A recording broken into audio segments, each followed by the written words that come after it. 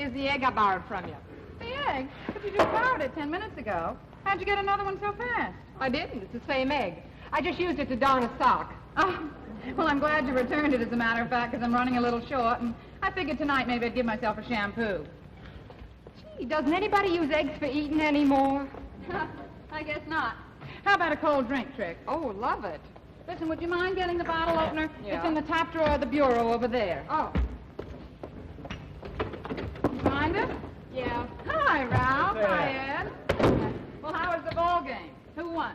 I don't know. We left before it was over. You left before it was over. I was too excited to wait till it was over. Today, the most wonderful thing happened to me that's ever happened to me in my whole life. What'd you do, Ralph? Catch a foul ball? You remember this morning when Norton come down with the extra tickets for the ball game? Yeah. And he asked me to go with him? Yeah. And I said, all right, that I'd call up the bus depot and tell him I was sick. And you said to me, don't call him up and don't tell him you're sick, right? Right. Well, if I hadn't called the bus depot up and told him that I was sick, this thing would have never happened to me, right, Norton? That's right. Tell her what happened. Well, I'll tell you. This morning I had a couple of tickets to the ball game. See, I come down here and I wanted Ralph to go with me. Well, he said he's going to call up the bus company. Tell him knows to fix that part of it. Tell her the other. Ralph, will you calm down and tell me yourself what happened? All right. We get to the ball game, we buy our programs, and we sit down and back at third base. Well, along about the seventh inning, a voice comes on over the loudspeaker, and he says, ladies and gentlemen, would you kindly all turn to page 12 in your programs, the scorecard? Well, I turn to page 12, and there's a big ad for Pop's Pumpernickel bread. Now the voice says over the loudspeaker, you'll notice that there is a number printed on the loaf of bread in the middle of the ad. If you were holding this lucky number, you will win $1,000. The number is 5683. Who do you think had the number, Alice?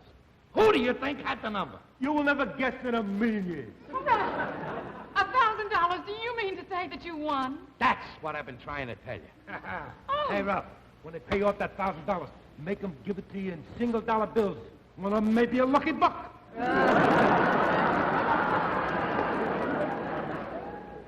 Boy, $1,000. $1,000. More money than I ever had in my whole life. You know what I'm going to do as soon as I get that dough? You and me are going downtown, and we're going to buy all new clothes. You know that blue suit I had, the one I burned a hole in? Well, I'm going to get a new one. And I'm going to get a new hat, too. The one I got is falling apart. And that dress. I'm going to get you a new dress. That's been dyed pink, yellow, green, purple, and all the colors of the rainbow. Yes, sir. Oh, and another thing. You know you're always complaining about your feet? That's on account of you wear cheap shoes. Well, when I get you downtown, I'm having your bunions removed. Another thing. You always say that I never treat your mother and father right? Well, this time I'm going to prove you wrong. As soon as I get the dough, I'm sending them all our old clothes. Boy, that boy is all heart. $1,000? I can hardly believe it. Takes your breath away. Uh-huh. And another thing. As we were coming home from the ball game, we passed a used car lot. I saw the prettiest Chevy you ever saw in your life. I'm going to get that car, Alice. Then when the summer comes and it's a hot day, we can all take a drive across the river to Jersey. Oh, we want to make a day of it. We can go out to Long Island. And when I get that car, I'm going to do something that I've wanted to do for a long time and I couldn't do. What's that? Go to a drive-in movie. Listen, Ralph, if you ask me, I think we should put this money in a bank. Are you crazy? Are you out of your mind? I wouldn't trust a bank. Not after what happened to my father in 32. What, how he was wiped out, Ralph? Wiped out? His Christmas club went like that.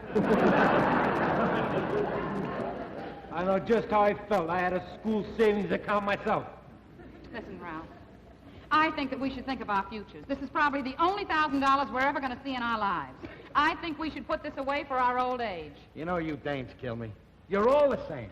Always worrying about the future, your old age. Just as long as you have enough money for your old age.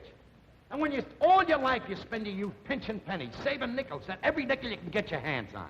And what do you save it for? For old age. And when you get old, what do you spend it on? Face creams, reducing pills, hair dye, false teeth, and why? Just so you look as young as you looked when you started saving.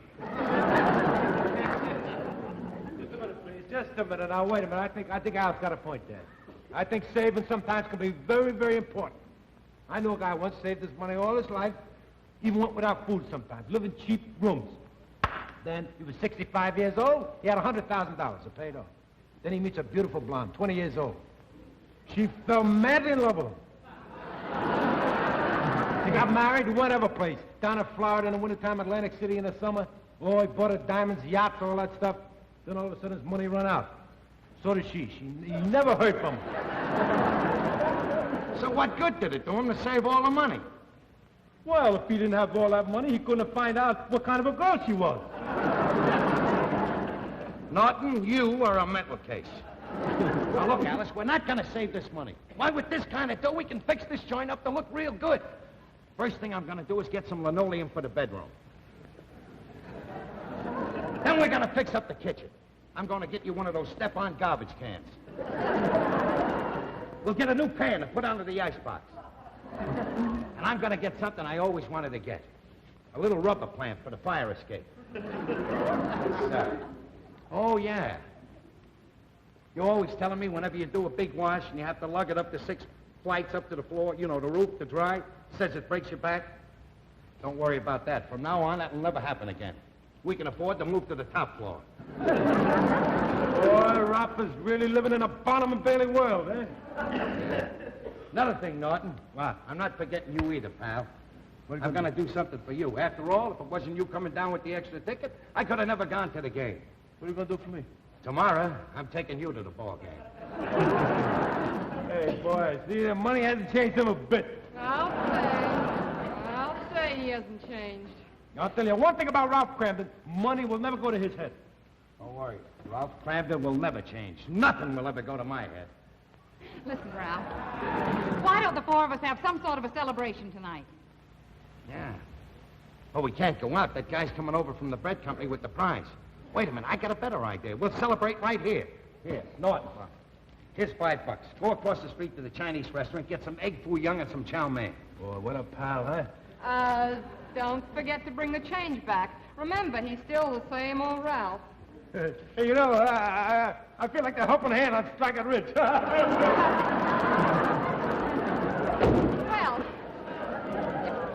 if we're going to have a party, I'll just go upstairs and slip into my good dress. Okay. I'll see you later, Alice. Goodbye, spendthrift. Now, what did she mean by that? What did she mean by that? I'll tell you what she meant by that. Norton takes you to a ball game today and you win $1,000. So what do you do for Norton? You buy him a Chinese dinner and promise to take him to a ball game. Well, what am I supposed to do? What are you supposed to do? You could give him a few dollars out of your winnings. After all, if it hadn't been for Norton, this never would have happened. And this isn't the first time, Ralph. Norton's done a lot of nice things for you. Yeah? Go ahead. Name one. Name one thing that he did for me that should make me want to give him some of this money. All right, I'll name one. What about that time you lost your paycheck last year? Who was it who loaned us the money so we could eat for a week? And the time you sprained your ankle bowling, who was it that carried you home 6 blocks piggyback?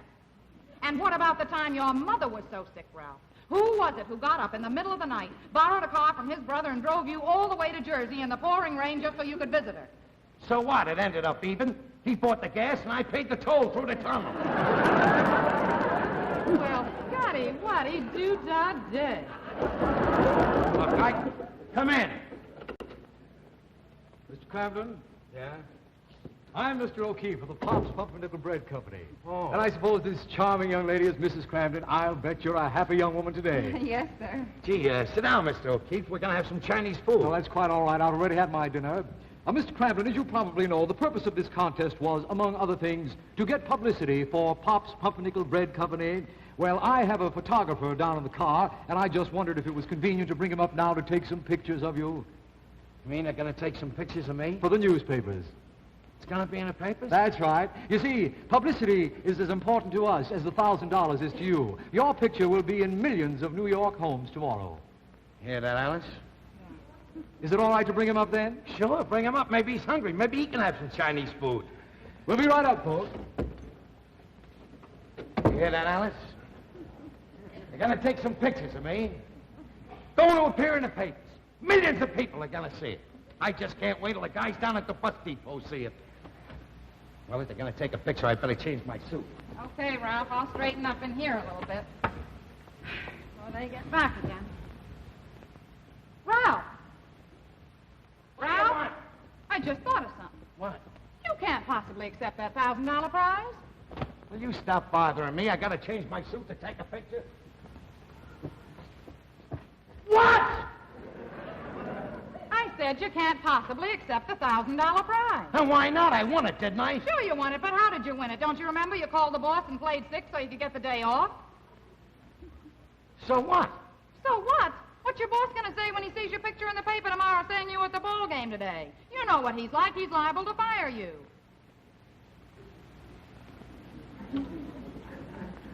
Gee, I never thought of that. Well, what am I going to do? I can't give back the $1,000. You heard what O'Keefe said. The publicity is important to him. If they don't get their pictures, I don't get the money. I know that, Ralph, but if it's a choice between your job and the money, then you're just going to have to give up the $1,000. You're out of your mind. You're going stark raving mad. What do you mean, give up the $1,000? How about the car I was going to get? The car, a fat lot of good that's going to do you. If you lose your job, all you use the car for is to drive to the unemployment office. Don't get dramatic, Alice. Don't get dramatic. I won that $1,000, and I'm going to take it. Listen, Ralph, I don't want to give up the $1,000 either. But it is not worth losing your job. So what? So what if I lose my job? There's other jobs. Sure, there are other jobs. But do you realize you're throwing away 13 years toward your pension money? There's a big deal. After that, all I have to do is wait 27 more years to get my pension. And then when I get it, what do I get? $12 a week. And a lifetime pass on a Madison Street bus. For two. You can go with me. We'll have a ball. Ralph, it is not worth losing your job. I don't care what you say. I won that money, and I'm going to take it. I hear the photographers now. I'm going in to change. All right. Come in. Mrs. Kramden, where is our happy little winner? He's in the bedroom changing his pants. I see. With our compliments, a family-sized loaf of Pop's pumpernickel bread. Thank you very much. Are you ready, Mr. Kramden? Yes, sir, Mr. O'Keefe. Oh, that's fine. Now, first, we'd like to get a picture of you with the lucky program. Yeah, I got it right here. Ralph, your boss is bound to find out about this, and you're going to get fired. Don't steam me, Alice. Don't steam me, cause... Well! I'm already steamed. All right, now we'd like to have one of the little woman with Pop's pumpernickel bread. I'm not having any part of this, Ralph. I'm not going to have my picture taken. You're standing right there. That's not it, smile! That's fine. Well, that does it, Mr. Kramden. Now all we need is your signature here that gives us the right to publish the pictures, and then you will be officially the winner. Mr. O'Keefe. Let me have a pen. Yes, You I mean have that one this right here. paper, if he doesn't sign it, then you can't print the pictures? Well, it's just a legal technicality, Oh, Mrs. really? Kramden. Well, What's the matter with you? You going nuts? I'm saving you from making the biggest mistake of your life. You think that's going to stop me from collecting $1,000? You're out of your mind. Got any more of those? Give me them. I'll sign Well, I don't have any with me, Mr. Kramden, but I'll be Well, glad can you to... get any? Yes, I can get... I'll be Bring back it with back one. and I'll sign it. That's fine. You come along, Harvey. William, let's go. Well, are you satisfied? Are you satisfied? You know what you just did? You just tore up a legal document. That's wasted forgery. I could have you arrested. Shut up. One of these days, Alice. One of these days. All right.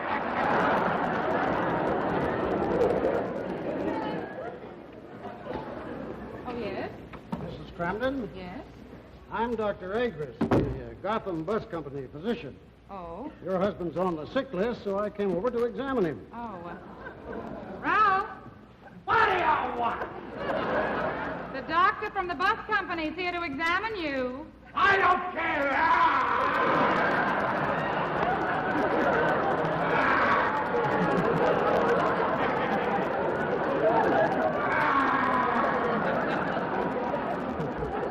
Good thing you're here, Doc. I couldn't have stood it another minute. Well, Pain's killing. I'm sure it isn't as bad as all that. Yeah, Now, let's have a look at you. Where does it hurt? right in my stomach. Well, let's see your tongue. It hurts there, too. I want to ask you something, Doc. When I was sick before, you never came over here to examine me. Why all of a sudden now? Well, frankly, there's been so much phony absenteeism, drivers who are playing sick, that the company is cracking down. Why would you believe it? A man phoned this morning and said he was sick. When I went over to his house, he wasn't even there. He was off on a fishing trip. How about that? It'll probably cost him his job. Oh. Well, it looks to me like you've got a case of nervous stomach.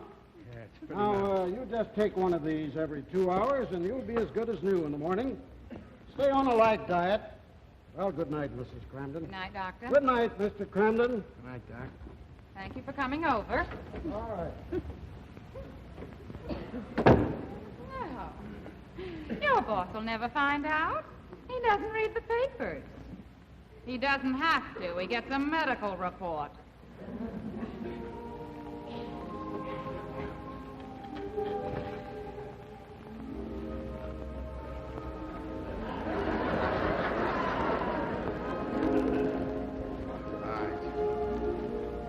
You're right again.